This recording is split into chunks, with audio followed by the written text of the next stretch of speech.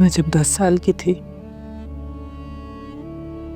तो माँ ने मुझे रक़्स सिखाने के लिए जिस आदमी को मेरा उस्ताद मुकर्रर किया,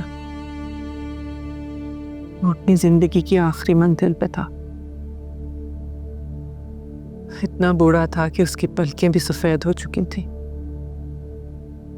माँ ने उसे हमारे घर में ये कमरा भी दे दिया था रहने के लिए।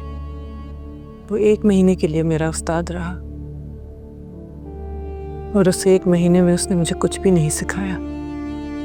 मैं नाचती थी और वो मुझे अपनी कमज़ोर आंखों से देखने की कोशिश करता रहता था।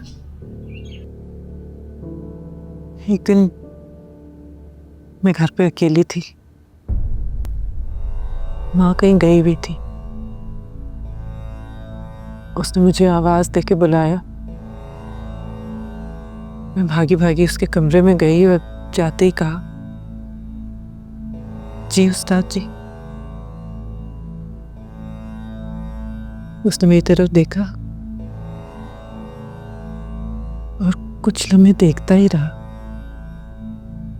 फिर बस इतना कहा कि खामोशी की ज़मीनों में जुल्म की फसल बहुत इत्मीनान से बड़ी होती है लड़की।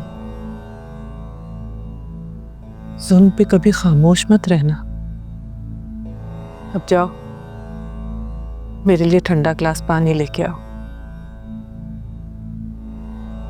मुझे उसकी बात समझ नहीं आई और मैं अपनी मस्ती में मस्त उसके लिए पानी का ग्लास लेने बाहर गई तो देखा कि बिल्ली हमारे चूज़ों पे हमला करने के लिए तैयारी कर रही है।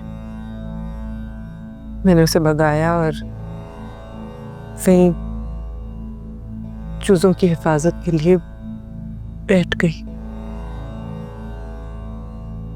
काफी देर बाद मुझे याद आया कि उस्ताद जी ने पानी मांगा था। मैं जल्दी से उठी और कूलर से ठंडे पानी का ग्लास भर के उनके कमरे में जाके उनके सिरहाने खड़ी हो गई। वो पुरसुकून लेटे हुए थे। मैं आहिस्ता आहिस्ता कहती रही, उस्ताद जी पानी, उस्ताद जी पानी।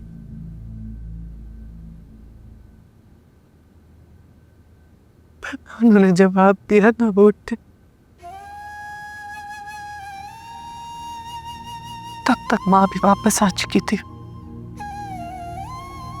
और शाम को उस बाची का जनाजा उठ गया। वो दिन और आज का दिन, ठंडा पानी मेरे गले से उतरता ही नहीं है। मुझे बार बार यही ख्याल आता है कि जो आदमी मरते वक्त मुझे जीने का सबक दे गया, मैं उसको पानी भी नहीं पिला सकी। मैं बिल्ली से चूजों को बचाती रही और मेरा उस्ताद प्यासा ही चला गया। शायद वो मेरी जिंदगी में बस ये एक सबक देने ही आया था मुझे कि जब जब सुन देखो, खामोश मत रहना, आवाज उठाना और अपने आप को बचाती रहना। मैं आज तक उस्ताद जी का ये सबक नहीं भूली हूं और तुम भी मत भूलना। तुम्हें अपने आप से शर्मिंदा होने की कोई जरूरत नहीं है और ना ही दुनिया से।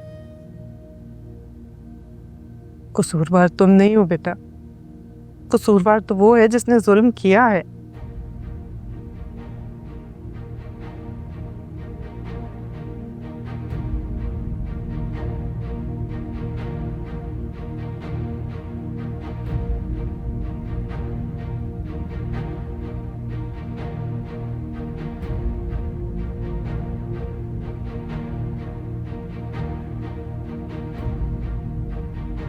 अपना सर और आवाज उठाओ,